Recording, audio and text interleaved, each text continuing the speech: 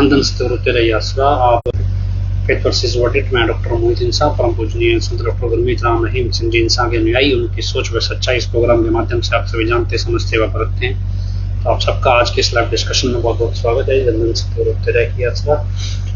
साथ संगत जी, कल चुनाव के रिजल्ट हैं और कल का रंग क्या नए रंग दिखाएगा, कौन बदल जाएगा, कौन बदल पाएगा।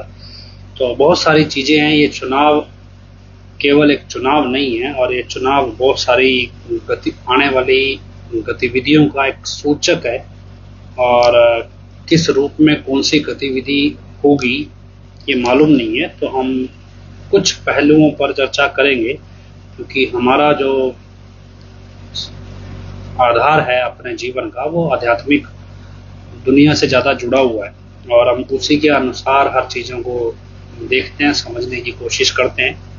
जितनी हमारे समझ में आती है हम आपके साथ बांट लेते हैं और आप जैसों में से जिनको समझ में आती है वो हमारे साथ बांटते हैं, बस हम उसको पब्लिक कर देते हैं। तो ऐसे सब अपने अपने एक्सपीरियंसेस शेयर करते हैं तो बहुत सारी चीज़ें नई सीखने को मिलती हैं और जो हमारे समझ में आता है हम आपको समझा देते हैं या बता देते हैं। तो आप जैसे भी देखें।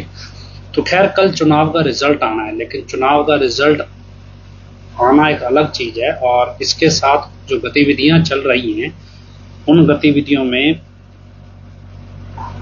हमें खुद को किस तरह देखना है और समाज को किस तरह से देखना है, उस पर हम थोड़ा समझने का प्रयास करें। क्या कि चल रहा है अभी, कहीं ईवीएम बदले जा रहे हैं, कहीं डीएम को फोन जा रहे हैं, कहीं मतलब बहुत सारे जुगाड़ लगाए जा रहे हैं। जो सत्ताधारी सरकार होती है, जो अधिकारी अफसर होते हैं, उनको एक्सपेक्टेड होता है भी ये सरकार नहीं बदलेगी, इनके साथ ट्यूनिंग बन गई है, तो उनके अनुसार काम करना शुरू कर देते हैं। जब सरकार बदल जाती है फिर नए सिरे से काम करना शुरू कर देते हैं। तो जो अधिकारी हैं उनको तो नेता का ऑर्डर मानना है, वो जो भी नेता नया आएगा उसका ऑर्डर मानेंगे। तो खैर ये सब चल रहा है। इस सब में कशमकश क्या है, अभी कौन जीतेगा कौन हारेगा, और जीतेगा तो क्या होगा, हारेगा तो क्या होगा। मतलब हम उम्मीद रखते हैं, जिसने भाजपा से उम्मीद रखी होगी कि भाजपा जीतेगी तो क्या होगा, और जिसने उम्मीद रखी होगी कांग्रेस से या इंडिया गठबंधन से तो वो जीतेगी तो क्या होगा। बाकी जिसके व्यक्तिगत तौर पे नेता से संबंध है वो एक अलग मसला है।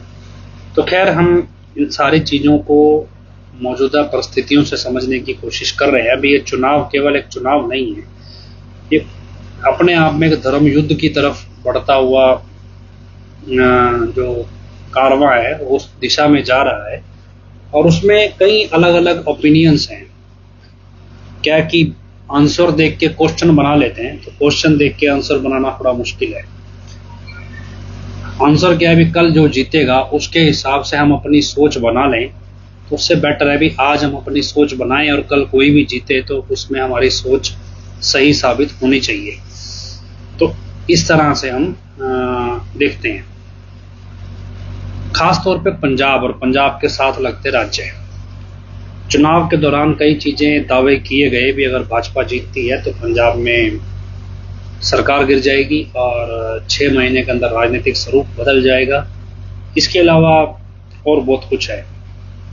हमारा कंसर्न पंजाब से क्यों है, क्योंकि पंजाब का कंसर्न नेशनल कंसर्न बनने वाला है हमारे अनुसार।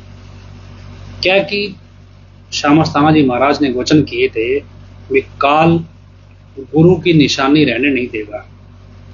उन्होंने वचन ये नहीं किए थे कि वो सच्चे सौदे की निशानी नहीं रहने देगा, वो गुरु की निशानी। गुरु कौन? सच्चा संत। कोई भी सच्चे संत की निशानी कोई रहने नहीं देगा और गुरु का शिष्य उसे मिटने नहीं देगा। तो शिष्य कौन? जिसका गुरु है तो शिष्य भी है, तो वो कोशिश करेंगे कि मिटे ना, और काल की कोशिश है कि वो रहने ना दे। तो ये जद्दोजहद इस दौर में चलती चलती इस रूप में आई भी, संतों की पहचान मिटती चली जा रही है। लेकिन संतों की पहचान के आसरे व्यापार भी बहुत बड़े स्तर पे चला है और ये सिर्फ डेरे में नहीं चला, उससे पहले भी चलता आया है। तो खैर हम एक परिस्थिति जो पंजाब की बताना चाह रहे हैं वो क्यों इम्पोर्टेंट है आपको सुन के समझ में आ जाएगा। अभी क्या कि पंजाब में एक शिरोमणि अकाली दल बादल वाली पार्टी है, एक आम आदमी पार्टी है जो झाड़ू वाली है, और एक कांग्रेस पार्टी है जो जिसका मतलब नेशनल लेवल की वो भी अलग है, और कुछ जो है वो प्रो खालिस्तान मतलब जो खालिस्तान की कॉन्सेप्ट का समर्थन करते हैं उस तरह के लोग भी हैं। तो ये अलग अलग ग्रुप्स हैं। अब कांग्रेस का क्या है, कांग्रेस को धर्म को लेके कोई मसला नहीं है, लेकिन क्या है कि पंजाब एक ऐसी जगह है जो आप स्टेट कह लो जो बहुत सारी चीज़ें गुरुओं की धरोहर जो है, मतलब सच्चे संतों की जो जीवन शैली की धरोहर जो है वो संभाले बैठा है। और अगर श्यामस्ताना जी महाराज के वचनों पे हम समझने की कोशिश करें कि संतों की निशानियां जो काल है वो मिटाने की दिशा में बढ़ रहा है, और ऑब्वियसली हर दिन वो इस चीज़ में आगे बढ़ रहा है, और हम उस दिशा में सोच रहे हैं अभी पार्टी कौन सी जीतेगी इस दिशा में नहीं सोच रहे। अब क्या है कि अकाली दल ने भाजपा को पाल पोस के बड़ा किया है पंजाब में, और अकाली दल को एडम ब्लॉक ने भी पाल पोसा है थोड़ा बहुत। बाकी उन्होंने अपने आप को एक प्रोक्लेम्ड सिखों का रक्षक के तौर पे भी प्रस्तुत किया है कि हम अकाली दल हैं, तो अकाली से मतलब वो सिखों से कनेक्ट करते हैं, और अकाल मतलब ईश्वर हो जाता है। और उसके बाद उसके साथ अकाल तख्त साहिब है एक, उसके बाद एक शिरोमणि गुरुद्वारा प्रबंधक कमेटी है, और इनका एक पूरा रिलीजियस स्ट्रक्चर है एक अपने आप में, धर्म की व्यवस्था का या कह लो धार्मिक के रीति रिवाजों की व्यवस्था का एक स्ट्रक्चर है। अभी क्या है, अभी ये सिर्फ एक स्ट्रक्चर नहीं है, ये धर्म के नाम पे व्यापार भी बहुत बड़ा चलता है। अब एक कहावत है कि घर बार तेरा कोठी नु हथ ना लाई, पंजाबी में कहावत है। मान लीजिए आपके घर में कोई मेहमान आया, आपका बड़ा अच्छा दोस्त है, मित्र है, तो कभी उसको बोलो भी आप अपना ही घर है, वो कहता है एसी चला लूँ, बोला चलाओ बढ़िया, रोटी खा लूँ रोटी खा लो, मतलब आप तेरा घर बार है, जो मर्जी कर, तेरा अपना है। अब वो कहीं भी ऐसा मुझे तिजोरी की चाबी दे दे, मेरे को थोड़ा सा सोना चाहिए, मैंने बेच के आना है, तो क्या ना ये तो नहीं देता। मतलब वहां से कहावत बनी भी घर बार है ठीक है, लेकिन ऐसा पैसा नहीं छेड़ना हमारा, मतलब एक सिंपल सा कॉन्सेप्ट है। नेताओं के लिए दो कॉन्सेप्ट हैं भी, एक आदमी बिजनेसमैन होता है जो पैसा बनाता है, पैसे से नेता खरीदता है और उस नेता की पावर से अपनी पावर बढ़ाता है। जैसे आपने देखा होगा पूना का केस है, रियल एस्टेट के किसी बिजनेसमैन के बच्चे से दो लोगों की मौत हो गई, और इस तरह से कॉन्सेप्ट एक केस चल रहा है। मतलब एक बिजनेसमैन है, पैसा ही लेता है, पैसे से नेता खरीदता है, नेता को खड़ा करता है और नेता के जरिए अपनी पावर बनाता है। एक नेता है वो क्या करता है, वो पहले पावर लेता है, पावर हासिल करता है, और पहले बदमाशी से फिर वो नेतागिरी में बढ़ जाता है, फिर वो पावर हासिल करता है, फिर उसके बाद वो बिजनेसमैन को दबोचता है, फिर उससे पैसा निकालता है, या फिर भ्रष्टाचार के जरिए सरकार का ही जनता का पैसा चोरी कर जाता है। दोनों ही केस में एक रेस लगी है कि पहले पैसा फिर ताकत, या पहले ताकत फिर पैसा। अल्टीमेटली दोनों चाहिए लोगों को, पैसा चाहिए, पैसे को संभालने के लिए ताकत भी चाहिए। अब क्या है भी, जिस व्यक्ति की प्रायोरिटी पैसा है तो वो सोचेगा भी, अगर हम ये देखते हैं भी, अगर मान लो बादल वाली पार्टी खत्म होने की दिशा में, और उनका जो एक इकोनॉमिक बैकअप है वो एक धर्म की व्यवस्था से आता है। बीजेपी का कॉन्सेप्ट चल रहा है भी इस धर्म की व्यवस्था को कब्जा लिया जाए, या फिर बीजेपी के बैकग्राउंड में आरएसएस का चलता है, क्योंकि बीजेपी चलो नेतागिरी में, आरएसएस थोड़ा धर्म के मामलों में ज्यादा एक्टिव है। और तीसरा कॉन्सेप्ट है आम आदमी पार्टी का, जिन पे आरोप लगते हैं भी ये जो प्रो खालिस्तानी है ये उनसे फंडिंग ले लेते हैं, तो ये उस तरह से कॉन्सेप्ट है। कांग्रेस का क्या, कांग्रेस मिला जुला सा है, उसको कोई इतना सेकुलरिज्म ज्यादा है, उसमें इतना धर्म का इंटरफेरेंस कहीं दिखता नहीं है। अभी क्या सिचुएशन है, अभी अगर अकाली दल खत्म होता है, अभी बीजेपी सिर्फ राजनीति में मात नहीं देती है, वो सामाजिक तौर पे भी खत्म कर रही है। भी अगर अकाली दल कमजोर पड़ता है या बिल्कुल खत्म हो जाता है तो पावर खत्म होती है जो राजनीतिक तौर पे, और ये पावर सिर्फ बादल की खत्म नहीं होती है, पावर एसजीपीसी और अकाल तख्त को बैकअप देने वाली जो पॉलिटिकल पावर है वो भी खत्म होती है। वो जब खत्म होती है तो ये मतलब उनका थोड़ा बढ़ रही है। अब इस सिचुएशन को एक लाइट चली गई है, इस सिचुएशन को दूसरी तरह से समझने की कोशिश करो। जो प्रो खालिस्तानी जिनको कहा जाता है अभी फंडिंग ले रहे हैं या जो आम आदमी पार्टी को, हालांकि हम इसको क्लेम नहीं करते भी ऐसा होगा, उनका लीडर जेल में है। तीसरी सिचुएशन में है एक प्रो आरएसएस जिसे हम कहते हैं राष्ट्रीय सिख संगत, जो बनी हुई है वहां पे सिखों में भी एक तरह से, उनका भी एक अलग सर्कल इस टाइम पॉलिटिकली एक्टिव है, जिसे हम अमृतपाल के थ्रू देखने में न्यूज के हिसाब से आ रहा है भी जो प्रो खालिस्तानी जो प्रो आरएसएस है वो अमृतपाल के ग्रुप को फेवर कर रही है। इस तरह से मतलब क्या है कि 3 इंडिपेंडेंट ग्रुप हैं। एक धार्मिक असुरक्षा को लेके दिख रहा है सिस्टम, दूसरा एक आम आदमी पार्टी के अस्तित्व को चैलेंज कर रहा है, तीसरा जो है वो एक अमृतपाल ग्रुप के जरिए खड़ा हो रहा है। अब मान लो आम आदमी पार्टी जीतती है या फिर बीजेपी जीतती है, तो कोई भी जीते, लेकिन हारे बाकी दो तो कमजोर होंगे ना।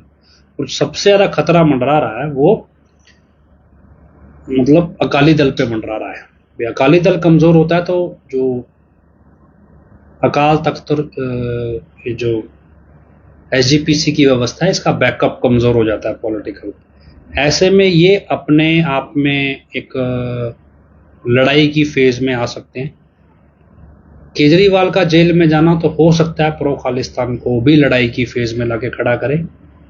तीसरा क्या है भी जो अमृतपाल ग्रुप है जो जेल से इलेक्शन लड़ रहा है उसका अपना एक कॉन्सेप्ट है, तो जो अपने आप को प्रिटेंड एक तरह से दिखाया जाता है अभी भिंडरा वाला, लेकिन हालांकि भिंडरा वाला का कॉन्सेप्ट बहुत अच्छा माना जाता है जो लोग उन्हें समझते हैं। बाकी पॉलिटिक्स बहुत अलग चीज़ है जो उनके साथ हुई है, लेकिन उनका जो अपना निजी आइडियोलॉजी है वो ज़्यादा बेटर अच्छी मानी जाती है। और चौथा क्या है, एक बड़ा चैलेंज है, वो है किसान आंदोलन। कि सरकार किसी की भी बने लेकिन उस सरकार को बनने के साथ किसान आंदोलन के जो बिल हैं वो 3 कानून है उसे हमेशा के लिए रद्द करना जरूरी है। अभी वो स्टैंड बाय पे हैं। बीजेपी क्लेम करती है कि वो इस बिल को लागू करेगी, लेकिन कांग्रेस इसके अगेंस्ट है। अगर कल को सरकार किसी की भी बने तो भी ये सारी चीजें इस रूप में होंगी भी कोई ना कोई ग्रुप आपस में लड़ेगा। अब इस सबका आधार है किसान आंदोलन। किसान आंदोलन में किसानों को तो अपना हक चाहिए, वो उनका जेन्युइन है, उनकी फाइट जेन्युइन है, प्रदर्शन उनका जेन्युइन है। लेकिन जो ये ग्रुप्स पीछे वल्नरेबल हो रहे हैं, मतलब खत्म होने की कगार में है। एक तरफ आम आदमी पार्टी का जो टॉप लीडर है वो जेल में है और किसी केस में, और उसके अलावा एक तरफ बादल ग्रुप जो इतने पुराने समय से पंजाब में काबिज है वो उसका जो एग्जिस्टेंस है वो कमज़ोर हो रहा है। तो ये एक इंटरनल राइवलरी होगी और एक ऐसे क्लैश की तरफ बढ़ रहा है जिसमें कौन किस रूप में कहाँ एक्टिव होगा पता नहीं। लेकिन और इसकी आहट जो है वो आपको दिख रही है या नहीं दिख रही, लेकिन सेंट्रल की गवर्नमेंट को दिख रही है। पंजाब और वेस्ट बंगाल 2 ऐसे स्टेट हैं जो बगावत के लिए जाने जाते हैं, खास तौर पे सेंटर की गवर्नमेंट के सामने। तो ये 2 स्टेट ऐसे हैं। अब उन दोनों स्टेटों के एक बड़ा चैलेंज बना हुआ है। मेरा आपको सारा कुछ समझाने का मकसद ये है अभी वो सरकार किसी की भी बने, पंजाब की जो परिस्थितियां हैं वो बहुत ज़्यादा नाजुक हैं और एक खामोशी है, और ये खामोशी बहुत खतरनाक है। किस रूप में पनपेगी मालूम नहीं। लेकिन अगर खतरा किसको है, खतरा उसको जो अपनी हस्ती बनाने चला है। अभी मैं आम आदमी पार्टी वाला, मैं कांग्रेस वाला, मैं बीजेपी वाला, मैं सिखों वाला, मैं डेरे वाला, मैं हिंदुओं वाला, मैं क्रिश्चियंस वाला, हर किसी का अपना निजी दुश्मन है। जो 90 के दशक में पंजाब के आतंकवाद की परिस्थितियों को नहीं जानता तो वो कोशिश करे किताबें उसके बारे में पढ़ ले, लेकिन क्या जो परिस्थितियां हैं वो बहुत नाजुक हैं क्योंकि बहुत अलग दौर में चीज़ें चल रही हैं। और ऐसे में क्योंकि जब डेरा के साथ जुड़ रहा है सीधा सीधा बरगाड़ी केस हनीप्रीत के साथ, और उसके बाद ये इसका सेक डेरे तक आ सकता है। ये किस रूप में आएगा पता नहीं, लेकिन क्या है, आप किसी की पूंछ पकड़ोगे तो फिर भुगतना पड़ेगा। आपको एक सिंपल सा कॉन्सेप्ट समझाता हूँ। कल हम एक व्यक्ति से मिले और बहुत समझदार कह लो, काफ़ी एज्ड थे और काफ़ी कुछ उनसे सीखने को मिला। उन्होंने अपनी लिखी हुई एक किताब हमें दी और उस किताब को के पीछे उनका एक अपनी ज़िंदगी का निचोड़ लिखा हुआ है। और उस निचोड़ पे मैं आपको सिर्फ उसका एक पैराग्राफ है, 4 लाइन है, वो पढ़ के सुनाता हूँ। उसके बाद हम चर्चा करेंगे ये पूंछ पकड़ने वाला सिस्टम। क्यों फजूल चिंता करते हो, किससे फजूल में डरते हो, तुम्हें कौन मार सकता है। आत्मा ना पैदा होती है ना मरती है, जो कुछ होगा अच्छा ही होगा, जो हो रहा है वो भी अच्छा होगा। सॉरी, जो कुछ हुआ वो अच्छा ही हुआ, जो हो रहा है वो अच्छा ही होगा, और जो होगा वो भी अच्छा ही होगा। बीते वक्त का पछतावा ना करो, आने वाले समय की चिंता ना करो, वर्तमान में जियो। सर्वव्यापी परमात्मा चींटी से लेके हाथी तक सबकी पालना करता है। उसके अस्तित्व में विश्वास रखने वाले को किसी तरह की चिंता करने की कोई जरूरत नहीं है, क्योंकि उसको ज्ञान होता है कि परमात्मा सबकी चिंता करता है और वो उसका ख्याल रख लेगा। तो ये तो चलो एक पैराग्राफ उनका एक सोच का है, लेकिन उनके साथ डिस्कशन करने के बाद कुछ चीज़ें हमारे को समझ में आई। मैं आपको इसको सिंप्लीफाई वे में एक एग्जांपल के तहत बताता हूँ। जब हमने ये फेथ वर्सेस वर्डिक्ट अभियान शुरू किया, उसके बाद एक व्यक्ति मेरे पास आया और कह जी हम आपका साथ देना चाहते हैं, तो जिससा हमारा बन पड़े, जितना हमारी नॉलेज है, जो भी हमारा एक्सपीरियंस है, हम उसमें आपका साथ देंगे। लेकिन जिस दिन आपका मिशन पूरा हो जाएगा उस दिन हम आपका साथ छोड़ देंगे। मतलब जिस दिन पिताजी वापस आ जाएंगे उस दिन हम आपका साथ छोड़ देंगे, तब हम आपके साथ नहीं रहेंगे। अब मैं इसको इस तरह से देखने लगा भी यार ये व्यक्ति मेरे पे एहसान कर रहा है। हम किसी का एहसान लेने की सिचुएशन में नहीं थे भी यार ये मेरे को क्या ऑफर कर रहा है, भी मैं तुझ पे एहसान कर रहा हूँ, भी तेरा मिशन कामयाब बना दूंगा, फिर तुम अपने रास्ते में अपने रास्ते। तो मुझे लगा भी यार ये व्यक्ति मुझ पे एहसान करने की बात कर रहा है, और मैंने सीरियसली नहीं लिया। मैंने कहा भी नहीं यार, मैं ऐसे मदद की जरूरत नहीं है भाई। तो एक तरह से तुम ऐसे दिखा रहे हो पता तुम कितनी बड़ी तोप हो, इतना ही था तो वैसे ही खड़ जाते पिताजी के साथ, मेरे साथ खड़ने की क्या जरूरत है। भाई मैंने सीरियसली नहीं लिया, मैंने इंटरेस्ट नहीं दिखाया।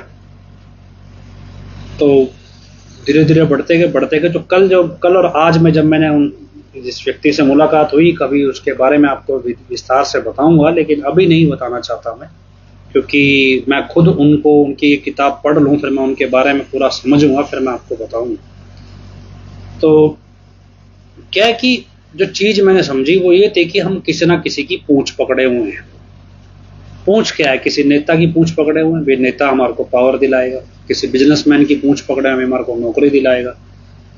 किसी हुनर वाले की पूंछ पकड़े हैं हमारे को कुछ सिखा देगा, काम सिखा देगा, फिर हमारा धंधा पानी चल पड़ेगा। किसी चोर की पकड़े हुए हमारे को 4 पैसे मिल जाएंगे। किसी ठग की पकड़े हुए जैसे 45 नंबर उन्होंने पकड़ी है तो हमें ठगी का तरीका मिल जाएगा। मतलब हर व्यक्ति ने किसी न किसी की पूंछ पकड़े हुआ है। तो जब हमें फेथ वर्सेस वर्डिक्ट कैंपेन चलाया तो क्या होता है कि जब कोई भी मिशन आप अपनी जिंदगी में, कोई भी व्यक्ति है, हर कोई व्यक्ति छोटे से बड़ा हुआ है, तो जीवन में उसको होता है भी कमाई का साधन होना चाहिए, कोई अच्छा कमाए, अच्छा पहने, अच्छा खाए। तो क्या है भी आपको लगता है भी अकेले ये चीज अचीव नहीं होगी, तो क्या हम दोस्त बना लेते हैं एक दूसरे का सहयोग करने के लिए, भी तू मेरा सहयोग करे मैं तेरा सहयोग करूंगा। तो ये निजी जिंदगी है, सबको अब एक दोस्त बनते हैं भी, एक टारगेट अचीव करना है भी। मान लो 25 साल में मेरे को एक बड़ी नौकरी चाहिए या कुछ चाहिए भी, कोई मेरा साथ देने वाला है, चाहे वो टीचर है, चाहे माँ बाप है, रिश्तेदार है, चाहे दोस्त है। मतलब हम सहयोग लेके आगे बढ़ते हैं। एक स्टेज के बाद क्या, मान लो हम कोई कामयाब हो जाता है, कोई भी कामयाब हो गया, बड़ी पोजीशन पे पहुंच गया या पहुंचने वाला है। अभी क्या है, जो पीछे सहयोग करने वाला व्यक्ति है, जो धक्का मार रहा है पीछे से, जब उसको पदवी दिखने लगती है, आप सिंपल ज्यादा दूर मत जाओ, कोई नेता है, नरेंद्र मोदी को ले लो, 2002 की सिचुएशन से चलो, भी अटल बिहारी वाजपेयी बहुत बड़े नेता, तो वही धक्का मारना शुरू किया, रथ यात्रा निकालेंगे, राम मंदिर बनाएंगे वगैरह, बहुत धक्का मारा। धक्का मारने के बाद जब एक स्टेज पे आके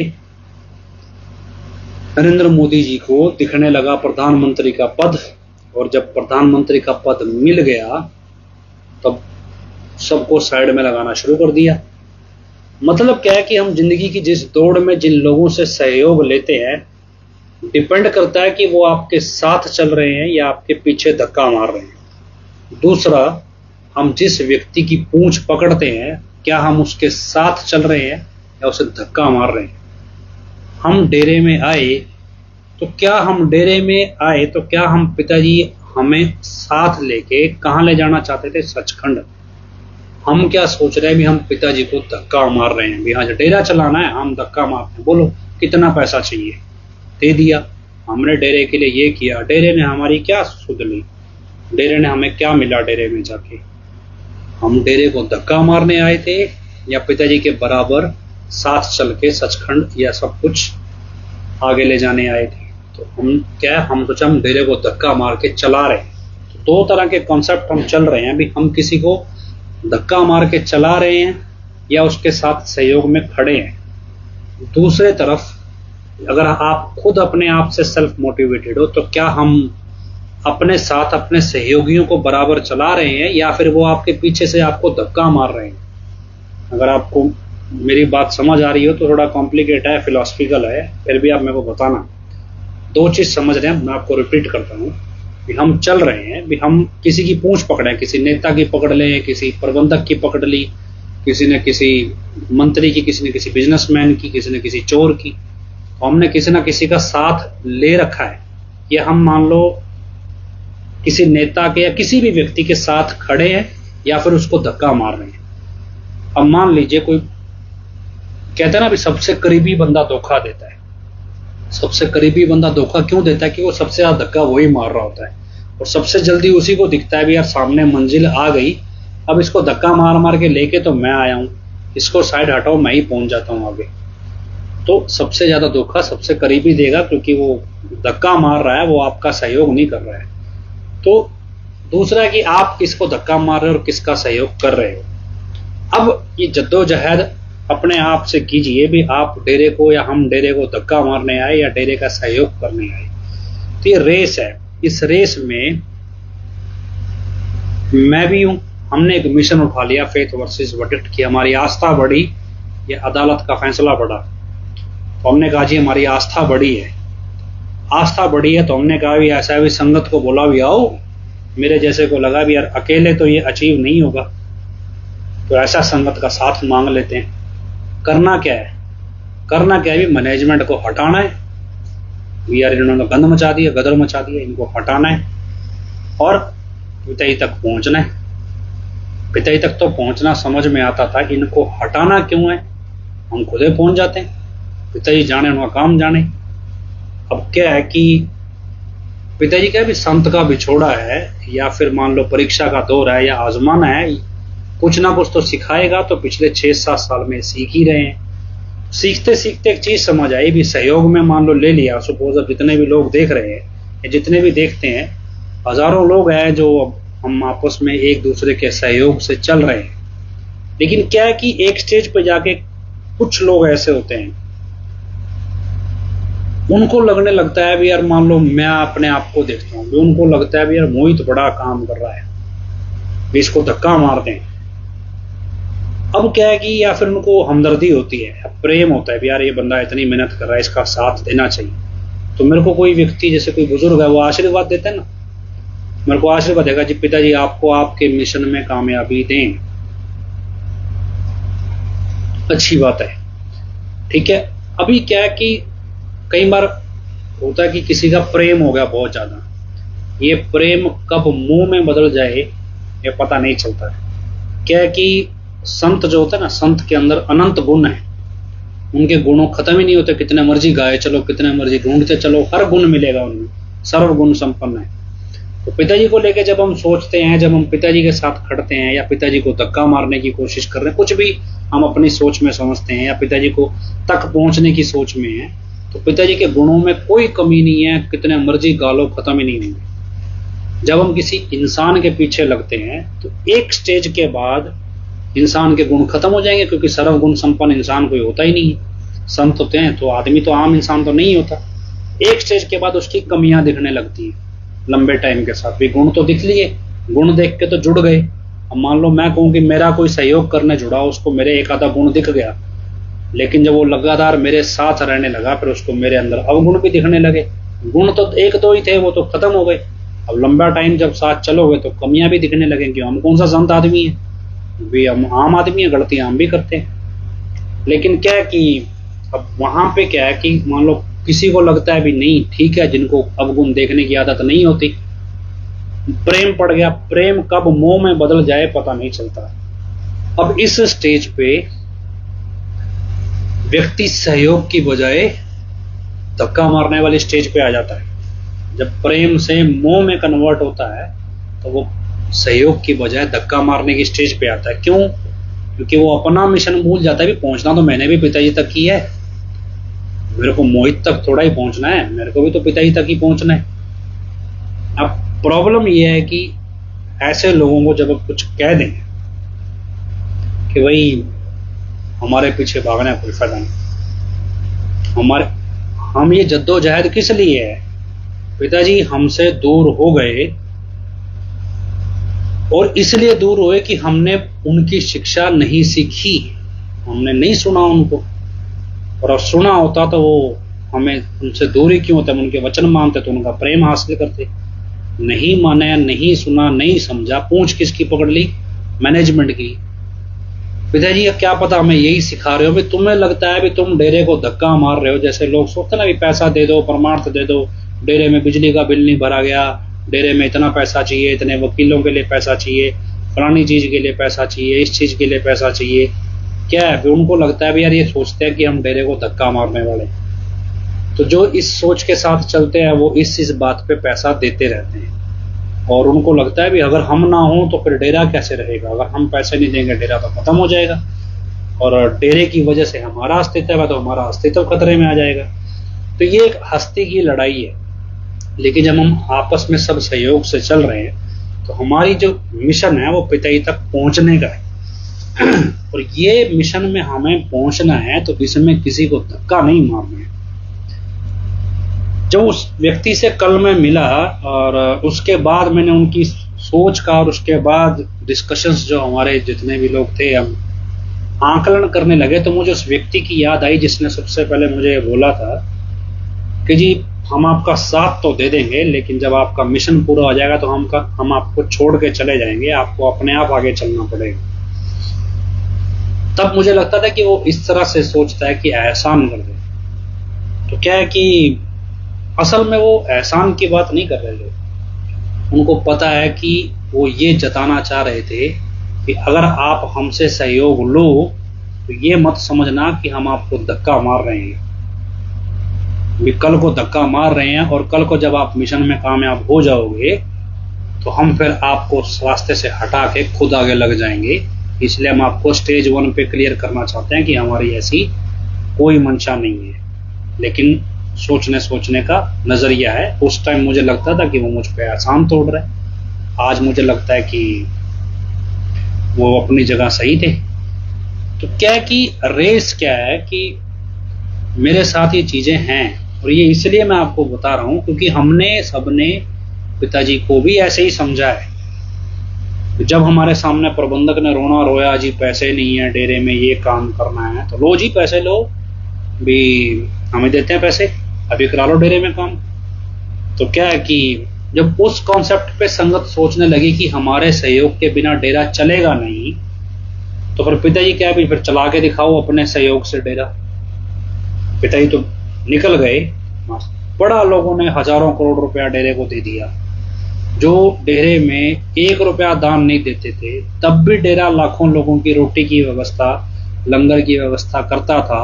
आज करोड़ों अरबों दान करते हैं तो भी डेरा आम संगत की रोटी की व्यवस्था कर नहीं पाता। तो एसी चल रहा है सुखदेव सिंह जी, थोड़ा गर्मी है और कुछ नहीं है, एसी की आवाज आ रही होगी। ये विंडो एसी है, थोड़ा शोर मचाता है, पुराना हो गया है। तो खैर हमारी जो रेस है, इस रेस को आप समझने की कोशिश करो कि अगर ये चीज मेरे साथ बीत रही है और ये चीज जब मेरे साथ बीत रही है तब मेरे को समझ में आ रही है कि अगर मैं किसी को टोक दूं कि भाई ये गलत है, ये आप मेरे को धक्का मारने की पोजीशन में मत खड़ो, आपको खड़ना है तो आप इंडिपेंडेंट होके खड़ो। जब हम एक साथ हैं तब हम साध संगत हैं, और साध संगत हैं और एक मिशन के साथ हैं तो साध संगत में मालक आप आके खड़ा हो जाता है और अपने आप काम करता है। जब हम एक दूसरे के पीछे धक्का मारने वाले हैं, ये बड़ा और ये छोटा, ये बड़ा भगत ये छोटा भगत, ये आगे है ये थोड़ा पीछे है, ये टीम का मेन मेंबर है ये कमजोर मेंबर है, तो जब इस दौड़ में हैं तो हम सहयोग की बजाय आगे पीछे हो गए। ये सहयोग इसलिए कि हम सबका एक ही मिशन है कि हमने अपने गुरु का प्रेम पाना है, और इसीलिए हम डेरे में आए थे कि गुरु का, तब हमें गुरु नहीं पता था, तब हमें पता था कि गुरु के जरिए मालिक का प्रेम पाना है। लेकिन जब हमने आध्यात्मिक शिक्षा को, ज्ञान को समझा जाना तो पता चला अभी गुरु और मालिक में भेद तो होता ही नहीं, तो गुरु का प्रेम पाना ही वास्तव में मालिक का प्रेम पाना है। हमने क्या किया, मैनेजमेंट को धक्का मारना शुरू किया। अभी हो सकता है मान लो राकेश जिड़वा को लो, राकेश जिड़वा ने धक्का मारा किसको, पुराने प्रबंधकों को, खट्टा सिंह जैसों को धक्का मारा। जब राकेश जिड़वा को पोजीशन मिल गई 2004-05 में, सबसे पहले उसने खट्टा सिंह को लात मार के बाहर निकालना को शुरू कर दिया, मोहनलाल दीवाना जैसों को दबा लिया। उसके बाद जब हनीप्रीत आई उसने राकेश जिड़वा को धक्का मारा। जब राकेश जिड़वा को धक्का मारा फिर एक स्टेज पे आके वो राकेश जिड़वा पे ही अपना हुस्न का जाल बिखेर दिया कि भैया गुरु गद्दी पे तो मैं ही बैठूंगी, मेरा ही कंट्रोल रहेगा। मतलब क्या है, जब आप धक्का मारने की रेस में दौड़ रहे हो तो हम एक स्टेज पे जाके हम भी महत्वाकांक्षी हो जाएंगे, और महत्वाकांक्षी होने के बाद हम पोजीशन देखने लगेंगे।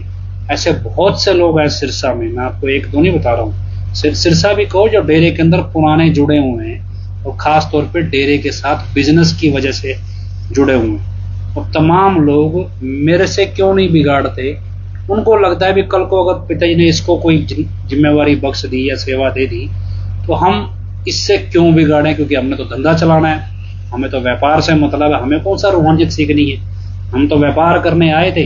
डेरे की जय बोलेंगे तभी तो हमारा माल बिकेगा, डेरे की जय, पिताजी की जय नहीं बोलेंगे माल नहीं बिकेगा। मैनेजमेंट खत्म होती रहे, हमें क्या मतलब है। जो भी संभावित व्यक्ति लगता है भी कल को सेवा में आगे आएगा, उस हर व्यक्ति से बना के रखो, बिगाड़ो मत। तो ये सब लोग क्या स्वार्थी हैं।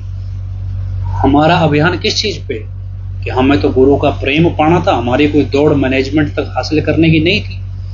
हमने पिताजी की, जो पिताजी खेल खेल रहे थे, हमने इसको एक प्रॉब्लम समझ लिया, एक समस्या है ये। एक कहावत है शॉर्ट टर्म सॉल्यूशन और लॉन्ग टर्म प्लान्स।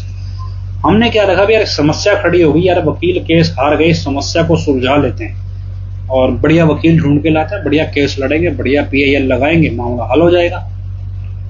अगर इस तरह ही हल होना था तो एक स्टेज के ऊपर राम जेठमलानी जैसे वकील पिताजी के लिए फ्री लड़ने को तैयार थे। अगर नियति को यह मंजूर होता तो राम जेठमलानी ने तो दावा किया था कि एक सिंगल पेशी बस और खत्म सब कुछ, तब नहीं हुआ। नियति को नहीं मंजूर था, पिताजी को नहीं मंजूर था। खेल कुछ भी खेला हो, किसी की क्या असलियत सामने आई हो, वो एक अलग मसला है। लेकिन इस दौड़ में जब चीजें समझने की कोशिश करेंगे हम, तो इसी रूप में समझना है कि हमारा एक दूसरे का सहयोग पिताजी का प्रेम पाने का है। मेरी आओ भगत करना, मेरे को धक्का मारना आपके किसी खाते में नहीं है। आप सोचो भी मेरे को धक्का मारोगे, मेरे को ज्यादा सम्मान दोगे, कुछ नहीं मिलेगा।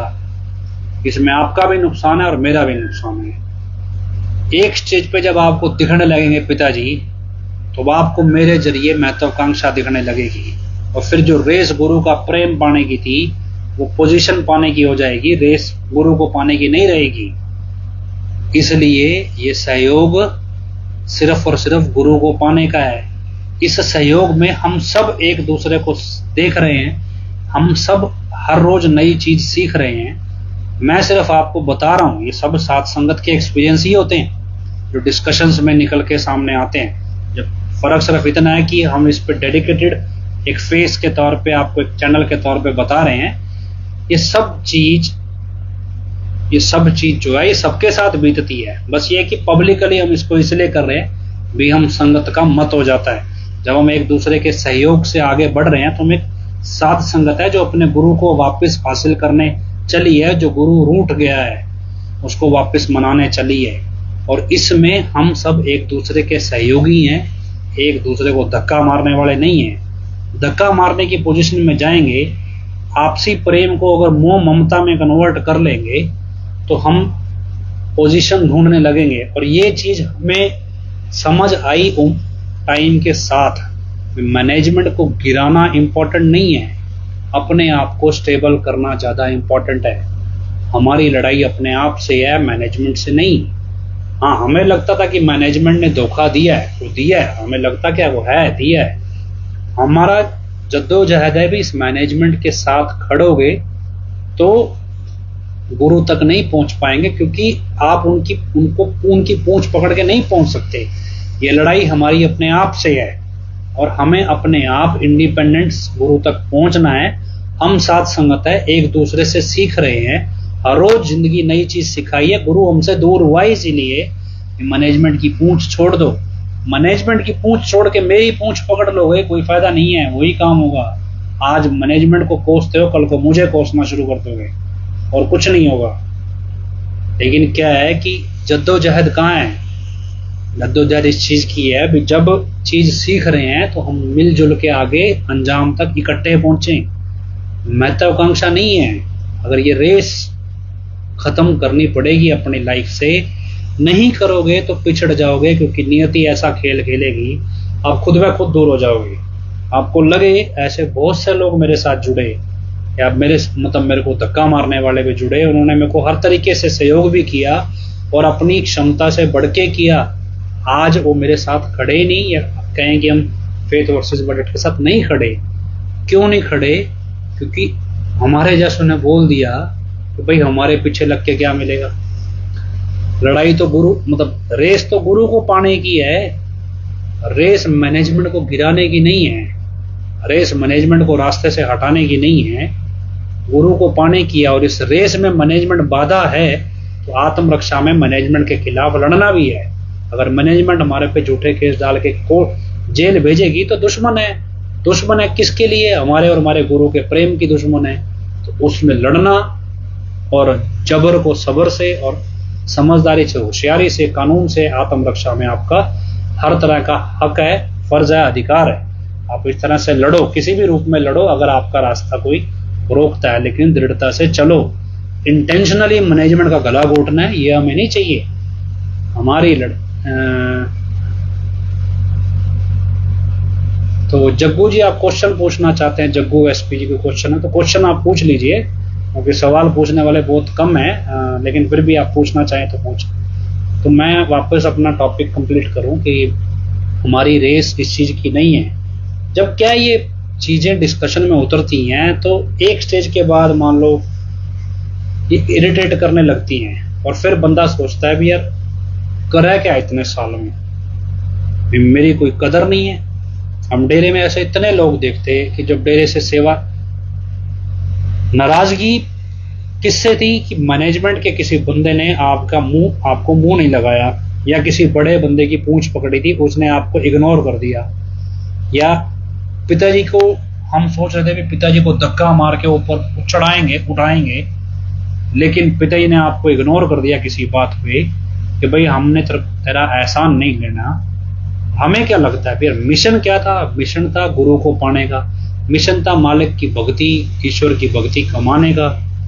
छोड़ क्यों दिया यार? किसी पूंछ वाले व्यक्ति ने हमारी सुनी नहीं। मिशन तो मिशन था ना। अगर इसको मैं अपने स्टेज पे ले आऊं कि एग्जाम्पल के तौर पे, मान लो कोई मेरे साथ व्यक्ति जुड़ा है, मैंने उसे कुछ बोल दिया या मैंने उसको भाव नहीं दिया, वो भाई मैं तो ये आपके साथ 4 साल से लगा था, 5 साल से, 6 साल से, 7 साल हो, मैं क्यों पूछूं आपको? मैं पूछता नहीं, आपको तमीज ही नहीं है कि अपने साथ बंदे को कैसे पेश आना चाहिए। मैं नहीं खड़ता जी आपके साथ। जब मेरे साथ ना खड़ो हो, एग्जाम्पल दे रहा हूं मैं, ऐसा है नहीं, मेरे साथ ना खड़ो, लेकिन जिस मिशन के लिए खड़े थे वो मिशन कहाँ गया? मैं भी अपने आप को एक स्टेज पे कमजोर समझता था कि मुझे लगता था भी यार मुझे लोगों के साथ की जरूरत है, जब तक कि मुझे साथ नहीं मिलेगा ये कामयाबी नहीं मिलेगी। लेकिन क्या है कि मैं ये सोचे बैठा हूं पिताजी का जेल जाना मेरे लिए समस्या है और इस समस्या को सुलझाने के लिए मुझे मदद चाहिए। मैं ये नहीं सोच रहा हूं कि पिताजी का जेल जाना मेरे लिए सबक है कि मुझे सीखना है। अभी गुरु जेल गया है तो मैं अपनी कमियां दूर करूं, मुझसे मेरा गुरु दूर क्यों हुआ?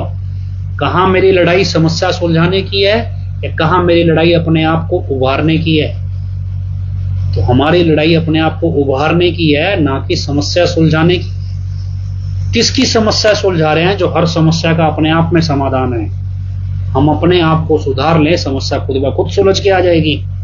वो समस्या नहीं है, वो हमसे दूर गया इसीलिए क्योंकि हमने उसकी सुननी बंद कर दी, हमने उसके हिसाब से चलना ही बंद कर दिया। हमने मैनेजमेंट की पूंछ पकड़ ली, हमने किसी बड़े जिम्मेवार की पूंछ पकड़ ली, किसी 45 की 85 की या 25 की पूंछ पकड़ ली या किसी शाही परिवार वाले की पूंछ पकड़ ली। प्रॉब्लम यह है भी 6-7 साल में हम यही तो सीख रहे हैं अपने आप से किस किस की पूंछ पकड़े। हमने भी शुरुआत करी भी, पहले जसमीत भाई की पूंछ पकड़ी, रोहित जी की पकड़ी, बहनों की पकड़ी, अनिप्रीत की भी पकड़नी चाहिए कि भाई ये शायद हमारा काम कर देगी, समस्या सुलझा देगी। हमारी बेवकूफ़ी क्या, हम इसे समस्या समझ रहे हैं। हम समस्या हमारे अपने अंदर है कि भाई हम ये सोच रहे हैं भी हम पिताजी का साथ दे सकते हैं। हाँ, हमारा प्रयास है हम अपने गुरु की सच्चाई, उनकी सोच सामने लाएं। जब हम उनकी सोच सामने लाने की जद्दोजहद करेंगे तब हमें खुद को समझ आएगी कि हमने खुद ही उनकी सोच को नहीं जाना। जब उनकी सोच बताने लगेंगे तो हमें पता है भी उनकी सोच में कोई कमी नहीं है। और जब हमारे पास अपने सामने वाले के सवाल का जवाब नहीं होगा तो जद्दोजहद हमारी अपने आप से है। यार हमने उनकी सोच को जाना ही नहीं, हमने दिमाग में ये बात बिठा ली कि हमारा गुरु कभी भी गलत नहीं हो सकता, दैट्स इट। लेकिन अब सामने वाला अगर आपके ऊपर किसी भी बात पे हावी है तो हमारी जद्दोजहद इस बात पे है भी हमारे गुरु ने ये कदम उठाया तो इसका एक बड़ी वजह है और ये सामने वाले व्यक्ति का सवाल गलत है। अगर हमारे पास जवाब नहीं है तो हमारी जद्दोजहद इसी चीज के लिए है भी सच को तलाशो। भी संत ने ये कदम उठाया तो क्यों उठाया? फिल्मों में बड़ा अच्छा लगता है भी सर का कदम बिना वजह नहीं उठता कोई भी। लेकिन क्या है कि ये जद्दोजहद अपने आप से है। सहयोग करना अलग चीज है, धक्का मारना अलग चीज है। धक्का मारोगे महत्वाकांक्षी बनोगे, महत्वाकांक्षी बनोगे, मुझे भी मारोगे, खुद भी मरोगे।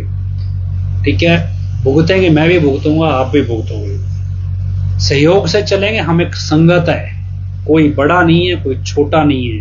हमारे लिए सिर्फ एक ही बड़ा है, वो है हमारा गुरु, और हमें वहां तक पहुंचना है, इसके अलावा कुछ नहीं है। वहां तक पहुंचने के रास्ते में हमारे सामने ऐसी चीजें हैं कि हमारे पास बहुत सारे सवालों का जवाब नहीं है, और इन सवालों का जवाब तलाशने के लिए हमारे को एक ही हथियार है, आधा घंटा नाम जपो। और नाम जपो और उसके बाद अपने आप से पूछो, अपने अंदर से आपको जवाब मिलेगा। आपको पिताजी ने तरीका बताया भी, नाम जपो, अंदर वाला वकील आपको जवाब देगा। उस जवाब पे मंथन करो, आंकलन करो, और वो खुद ब खुद आपको रास्ता नजर आएगा।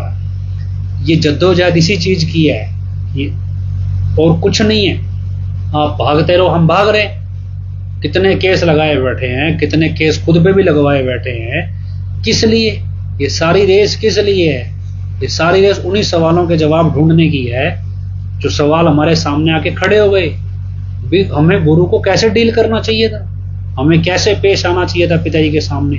अगर सही तरह से आए होते, आज जब वही वचन दोबारा सुन रहे हैं जो आज से 20-20 साल पहले हजूर पिताजी ने किए, अब कैसे समझ में आ रहे हैं। जो लोग जद्दोजहद कर रहे हैं उनको अब ज्यादा समझ में आ रहे हैं, उस टाइम समझ में नहीं आए। जिस टाइम पिताजी बोलते थे तब तो हमें 3 चीजें दिखती थी, पिताजी भी हर काम में नाम जप लो, थोड़ी बहुत सेवा कर लो, थोड़ा बहुत परमार्थ कर लो। चौथी चीज हम देखते नहीं थे, वचन मानने बस। सामाजिक व्यवहार, अनुभव, ये सब चीजें अभी क्या है, किसी बच्चे को हम समझा देते हैं, कोई बच्चा क्या है भी गलती करने लगता है, हम डांट देते हैं, भी ऐसे करेगा तो नुकसान हो जाएगा। लेकिन बच्चा जब जिद्दी हो जाए, माने ना, तो फिर माँ बाप क्या करता है, भी ठोकर खा लेने दो, फिर समझ आ जाएगी। ठोकर खा के अपने आप समझ आ जाएगी। तो वही चीज है, हमें पिताजी अपने अनुभव से, या कहें अपनी जो परम पिताजी ने उनको बख्शा आगे, परम पिताजी हजूर पिताजी के रूप में सब कुछ समझा रहे हैं, हमें नहीं समझ में आ रही। क्या ठीक है, काम करते हैं भी इनसे अलग हो जाते हैं, इन्हें खाने तो ठोकर, अब हमारे जैसे क्या अभी ठोकर खा रहे हैं, कभी जेल जाके आ रहे हैं, मुकदमे झेल रहे हैं, कोर्टों में धक्के खा रहे हैं, लड़ रहे हैं, मर रहे हैं, बहस कर रहे हैं, फिर समझ में भी आ रही है यार ये नहीं करना था, ये नहीं करना था, ये फालतू में कर लिया, ये फालतू में कर लिया। तो एक सवाल पूछा भी जब पिताजी आएंगे तो क्या मैनेजमेंट चेंज होगी? हमें मैनेजमेंट की जरूरत है ही क्यों? वो चेंज हो या ना हो, डेरे में संगत आएगी और संगत को बैठने की व्यवस्था करनी है, वो कोई भी करे, उससे कोई मतलब नहीं। हमें संगत में रहना है, हमें कोई कहे जी करवा दो, हम करवा देंगे। ड्यूटी करना और पोजीशन को एंजॉय करना, अधिकार और सेवा दोनों में अंतर है। प्रधानमंत्री बन के समझे कि मेरे को ये अधिकार मिले हैं, ये एक अलग चीज है। प्रधानमंत्री कहे भी मेरे को ये सेवाएं करनी है, ये एक अलग चीज है। एक जिम्मेवार सोचे भी मैं प्रबंधक हूं, ये व्यक्ति मेरे कंट्रोल में है, मेरे हिसाब से चलेगा, ये अधिकार है। हमारी डेरे की मैनेजमेंट ने इसे अधिकार समझ लिया, पिताजी ने इसे सेवा समझ के दिया, ये सेवा समझ के करो।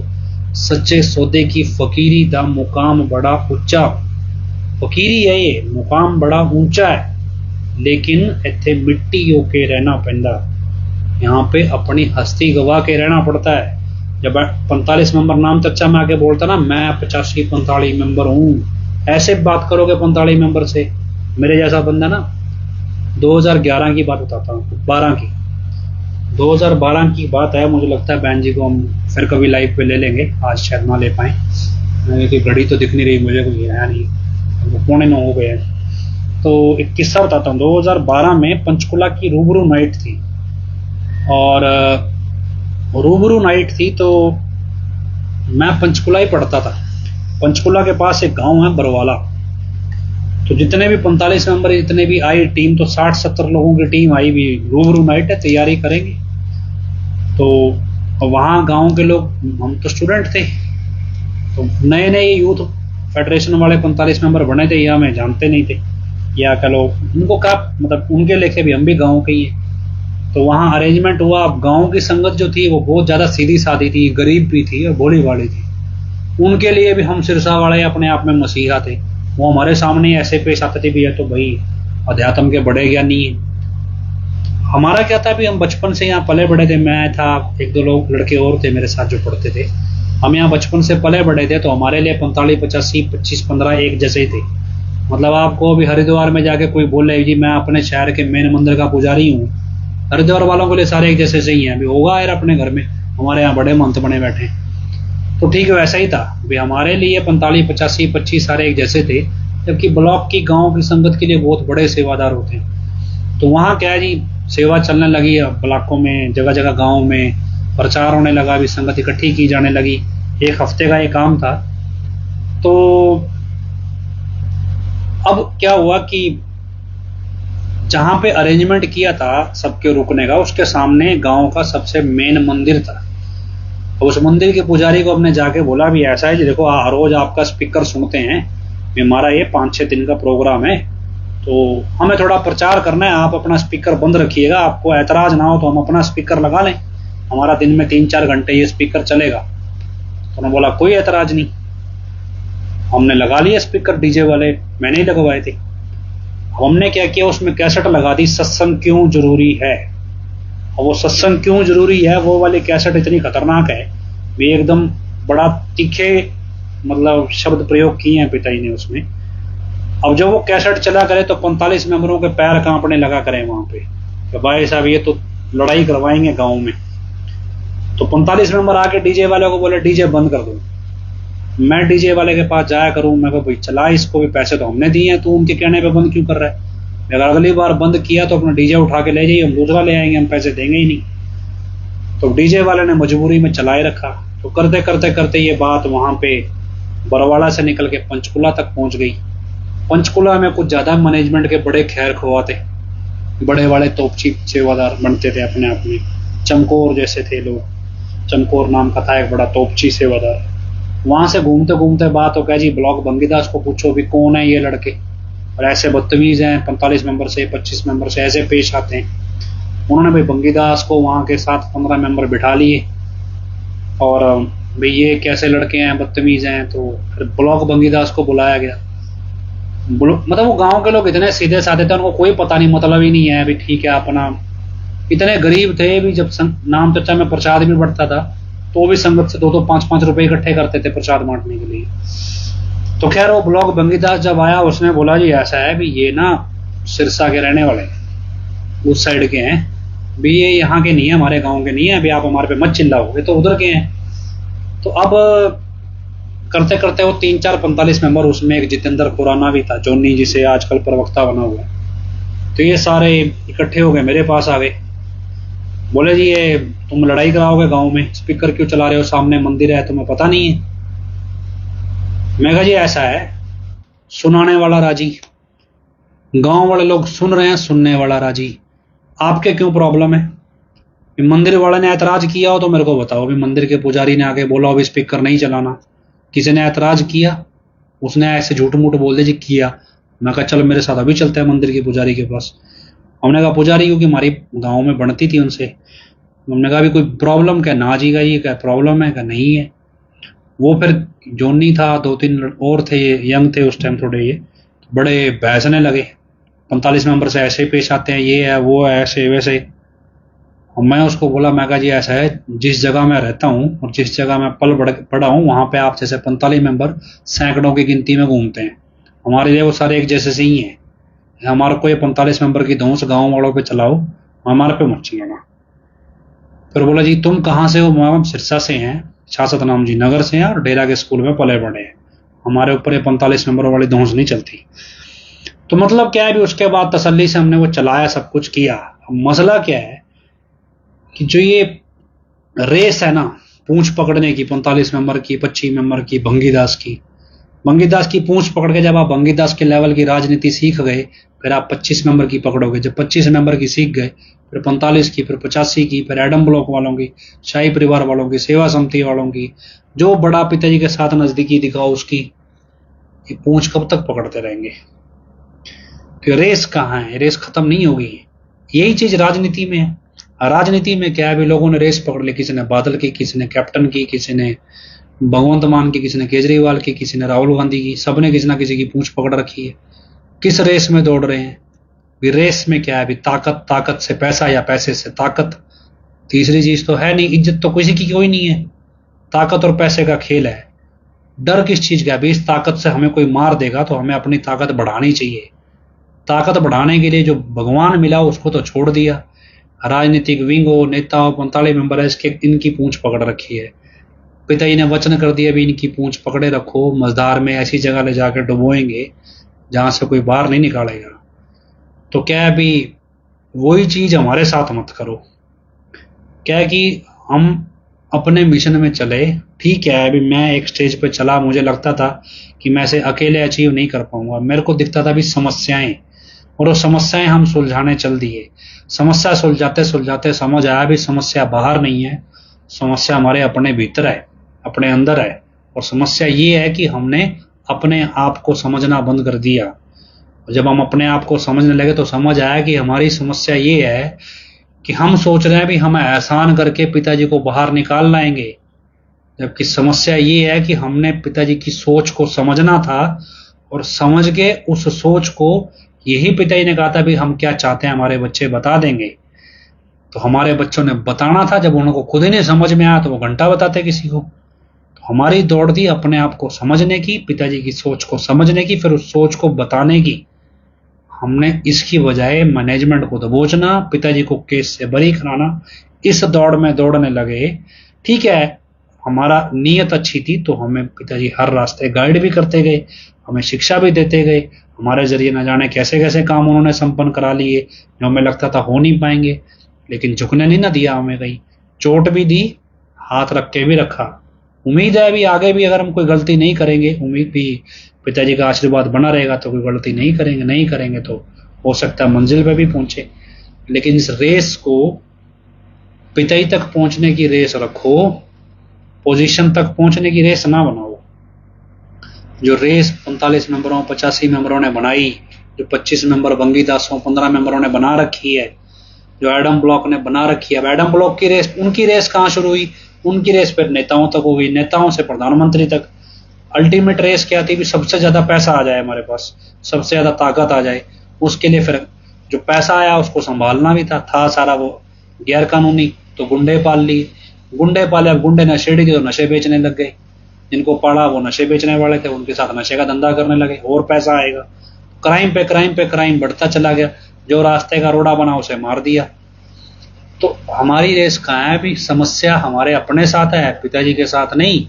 पिताजी खुद अपने आप में सारी समस्याओं का समाधान है, और ये समस्या हमें अपनी समस्या एक दूसरे के सहयोग से, एक दूसरे से सीख के, एक दूसरे के अनुभवों से सुलझानी है। किसी को धक्का मार के टॉप पे नहीं पहुंचाना, किसी की पूंछ पकड़ के पीछे नहीं खींचना। इस रेस में तोड़ेंगे तो आप भी मरेंगे, दूसरों को भी मारेंगे। तो खैर हम उम्मीद करते हैं भी जो कल का रिजल्ट है, इस रिजल्ट में आपको ये नहीं देखना है भी हमें किसकी पूंछ पकड़नी है। अगर कांग्रेस जीत जाएगी तो पिताजी को बाहर निकाल देगी, भूल जाओ। कांग्रेस के राज में भी बहुत कुछ हुआ। पिताजी को रात को 12 बजे अपने ही घर से बाहर निकाल दिया था अशोक गहलोत ने, वो कांग्रेस का ही था। कल को बीजेपी ने तो क्या कुछ नहीं किया। आम आदमी पार्टी जो फुल खिला रही है वो है ही है। बादल ने क्या किया वो भी देख लिया आपने। पिताजी जब स्टेज से बोल गए भी सभी बदल गए, पिताजी ही बोल गए, और हमें क्या है? जब पिताजी कह रहे हैं बदल गए सब, पिताजी के लिए सब बदल गए, तो हमारे लिए कहां से बदल जाएंगे अलग से? हमारे सगे कौन हो जाएगा? कोई भी नहीं होगा। हमारी रेस क्या है? पिताजी तक पहुंचने की। तो इस रेस में हमें खुद ही दौड़ना है। क्या इस रेस में नेता की पूंछ पकड़ना जरूरी है? आप ये भाई सोच के देखिएगा, अभी गुरु प्रेम हासिल करने के लिए क्या किसी नेता की पूंछ पकड़ना जरूरी है? क्या किसी जज की पूंछ पकड़ना जरूरी है? या किसी वकील की पूंछ पकड़ना जरूरी है? या प्रबंधक की, या किसी भक्त की? किसी की भी नहीं। गुरु प्रेम मिलेगा तब ना, जब हम अपने आप को सुधार लेंगे, हम गुरु की सुनने लग जाएंगे, गुरु की सोच को समझ पाएंगे। तुम्हारी रेस गुरु की सोच को समझने की है। ये सोच समझाएगा कौन? सत्संग दुनिया भर के वीडियोस पढ़े हैं, खुद ही समझनी है, खुद ही आकलन करना है, खुद ही विचार करना है कि बाहर से तो कोई आने वाला नहीं है। तो ट्यूशन वाला मास्टर तो मिलेगा नहीं ना, इसमें एक ही मास्टर जी है ना। आप सोचो भी पिताजी हमारे मास्टर जी गुरु हैं, पिताजी तक जाने के लिए क्या हमारे को ट्यूशन वाला मास्टर मिलेगा नया अलग से? भी ऐसे पहुंचना है पिताजी तक, हमें खुद ही पहुंचना है। अपने आप से लड़ना है। आपसी सहयोग मैं आपको बार बार बोल रहा हूँ। प्रॉब्लम कहाँ है? प्रॉब्लम यही है कि एक दूसरे की पूंछ पकड़ना। तो ये पूंछ पकड़ना बहुत अलग अलग तरीके से काम करता है। अब उसमें क्या है, भी कुछ हमारे साथ पकड़े खड़े हैं, एक हाथ से पूंछ हमारी पकड़ रहे, एक हाथ से मैनेजमेंट की पकड़ रहे हैं। हमारे साथ आएंगे भी हम तो जी आपके साथ हैं, आपके लिए जो कहोगे कर देंगे, आधी रात को तैयार है। इधर से मैनेजमेंट के साथ भी है। फिर वो हमें बोलता है देखो जी हम आपको मैनेजमेंट की खबर ला के देंगे। मैनेजमेंट के पास जाके बोलते हैं हम आपको फेथ वर्सेस वर्डिक्ट वालों की खबर ला के देंगे। मरना दोनों तरफ से है। तो क्या है कि हमारी रेस किसी भी पॉलिटिकल पार्टी से, किसी भी पॉलिटिकल पार्टी की विचारधारा से, किसी भी पॉलिटिकल पार्टी की पॉलिसी से नहीं है, उसकी नीतियों से नहीं है। हमारी रेस हमारे गुरु के प्रेम को पाने की है। हम अपने रेस में ईमानदारी से अपने गुरु के प्रेम को पाने के लिए दौड़े, बिना किसी की पूंछ पकड़े, बिना किसी ट्यूशन वाले मास्टर को पकड़े। जिस समस्या को हम सुलझाने का सोच रहे हैं, जिसकी वो समस्या हम समझ रहे हैं, वो खुद उसे सुलझाने में सक्षम है। हमारा प्रयास है, हमें हमारे गुरु का फिक्र है, और ये फिक्र भक्ति का रूप है। और हमें अपने आप को पहचानना है कि हमने उनकी सोच को पहचानने में कहाँ गलती कर दी। और ये हम आपसे बार बार कह रहे हैं भी उनकी सोच आपको समझ आए तो लिखो और पढ़ो और समझो। कल उस व्यक्ति से, जो इतने बुजुर्ग थे वो काफी, उनसे मुलाकात करने के बाद एक चीज मेरे समझ में आई, और जो मेरे को 6 साल पहले एक व्यक्ति बोल गया कि जी हम आपका साथ तो देंगे, लेकिन मिशन पूरा होने के बाद छोड़ जाएंगे आपको। तो क्या है भाई, जिसका भी साथ दो, इस सोच के साथ दो भी मिशन कामयाब होने के बाद महत्वाकांक्षी नहीं होना, भी साथ छोड़ देना है। ये सहयोग है, ये धक्का नहीं है, क्योंकि हम सबने एक ही जगह पहुंचना है। हमें पोजीशन नहीं चाहिए, हमें गुरु चाहिए। और अपने आप से सोचो भी, आप अपना व्यापार बढ़ाने के लिए दौड़ रहे हो, आप डेरे में कोई पोजीशन हासिल करने के लिए दौड़ रहे हो या गुरु का प्रेम पाने के लिए दौड़ रहे हो। ऐसे हजारों लोग हैं मेरे साथ, सिरसा में ही कम से कम 500-600 लोग ऐसे हैं।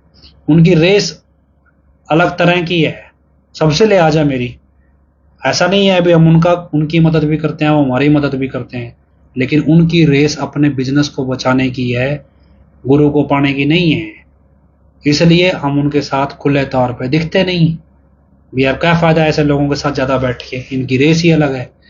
तो हम इस चीज पे चलना है और जद्दोजहद क्या है भी, इस बहस में कभी नहीं आएंगे भी किसने क्या किया और क्या करेगा। रेस सिर्फ एक ही है, मेरे जैसों में गुण ढूंढने की जरूरत नहीं है, या आप गुण ढूंढो, कोई फायदा नहीं है। गुण गुरु हमारे पास जब गुरु रहा जिसके अंदर 100% गुण ही गुण है, तो हमें दूसरों के गुण अवगुण ढूंढने की जरूरत ही नहीं है। अपने गुरु के देख लें, सारे ही मिल जाएंगे। तो खैर, हम उम्मीद करते हैं सच्चाई आपको समझ आए, और जो मकसद ये सारा चीज है, इस इलेक्शन के दौर में हम आपको शुरुआत से यही समझा रहे थे, यही बताना चाह रहे थे, इस काम किसने करने हैं, काम गुरु ने करने हैं। साथ किसने देना है, गुरु ने देना है। पार किसने लगाना है, गुरु ने लगाना है। व्यवस्था क्या है, व्यवस्था अगर हम अपने आप को बदलते हैं, व्यवस्था अपने आप बदलने लगती है।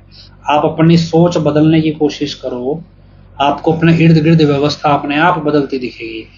हमने इलेक्शन से पहले सोच बदली कि हमें पार्टी की जरूरत नहीं है, माहौल अपने आप बदलने लगा, और किस रूप में बदला और क्या क्या चीज लोगों ने देखी भी। एक नेता अपने आप को भगवान समझने लगा। यही होता था ना, यही हिरण्यकश्यप ने भी सोचा था, यही रावण ने भी सोचा था अभी हम ही भगवान है, यही कंस ने भी सोचा था, यही औरंगजेब ने भी सोचा था। भगवान भगवान की लड़ाई है लड़ने, तो पता चल जाएगा कौन भगवान है। हमें अपनी लड़ाई अपने गुरु तक जाने की लड़नी है, हमें भगवान बनने की लड़ाई नहीं लड़नी है। हमारा काम क्या है अभी, संतों की सोच को जो मारा जा रहा है, इस सोच को बचाना। संत सिर्फ डेरा सच्चा सौदा में नहीं हुए, संतों का इतिहास बहुत पुराना है। डेरा सच्चा सौदा ने भक्ति, डेरा सच्चा सौदा की पातशाहियों ने भक्ति बहुत आसान करवा दी, अपने गुरु प्रेम में, अपने गुरुओं से मंजूर करा के भी एक तरह से ऐसा जीवन जिया भी घोर कलयुग में भक्ति को बहुत सरल बना दिया। क्योंकि हमें लगता है कि अब भगवान खुद आ गया संत के रूप में, लेकिन इसका मतलब ये नहीं है भी संतों की सबकी सोच एक जैसी है, पर बचानी है वो सोच। तो मिशन क्या है, मिशन अगर सामाजिक तौर पे है, संतों की सोच को बचाना, आध्यात्मिक तौर पे गुरु का प्रेम पाना। इसके लिए ना हमें नेता चाहिए ना सरकार चाहिए, हमें अपने आप को वहां तक पहुंचाना है। आखिरी में एक लाइन बोलता हूं, खुद का सच्चा होना अलग चीज है, सच का प्रतीक होना अलग चीज है। अगर हम सच्चे हैं तो कभी हम झूठे भी थे, हम अपने आप को सच्चा बनाने की कोशिश में हैं, लेकिन सच का प्रतीक वो होता है जो कभी झूठ होता ही नहीं। इसलिए संत और आम इंसान में फर्क है। आम इंसान उम्र के साथ खुद को सच बनाता है, भी अपने झूठ से भागता है और सच की तरफ भागता है। सच हमें पकड़ना है, मालिक तक पहुंचना है। संत बाय डिफॉल्ट होते हैं, उनको नहीं पहुंचना, वो तो आए भगवान के पास है हमारे लिए, हमें ले जाने। उनमें उनको कोई ये थोड़ी कि उम्र के साथ खुद को इम्प्रूव करना है, वो तो पहले से ही परफेक्ट होके आए। तो खैर ये चीज है, और अपना मिशन ध्यान रखिएगा। गुरु का बालक, गुरु की सोच, गुरु की निशानी मिटने नहीं देगा, और गुरु तक पहुंचना यही हमारा मिशन है। सहयोग करना अच्छा है, धक्का मारना अच्छा नहीं है। खैर हम प्रार्थना करते हैं सच्चाई समझ आए। धन धन सतगुरु तेरा ही आसरा। आखिरी में अरदास बोलते हैं, धन धन सतगुरु तेरा ही आसरा। हे मालिक तुझे इलाज है, अब बहुत हो गया, तो दया में रहमत कर। तेरे प्यार मोहब्बत की राह में कोई दुख तकलीफ ना आए, तो ऐसी रहमत बख्श, वह सबको सुमति दे। किस तरह से देनी है यह तो सब जानता है, जिसको जैसे देनी है वैसे दे, वो तेरी मर्जी। धन धन सतगुरु तेरा ही आसरा।